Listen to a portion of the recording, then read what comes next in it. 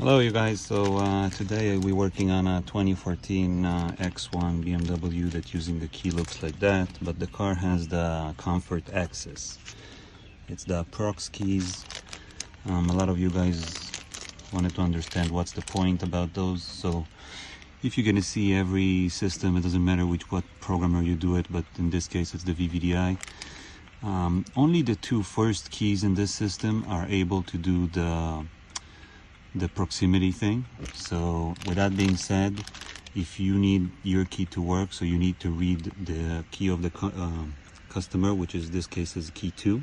So I went to key 1 and I disabled that, and then when I put my key on key 3, it should have the proximity functions. So we have written our key in key slot number 3. We took the old key away and we're just having the key here, not in the slot.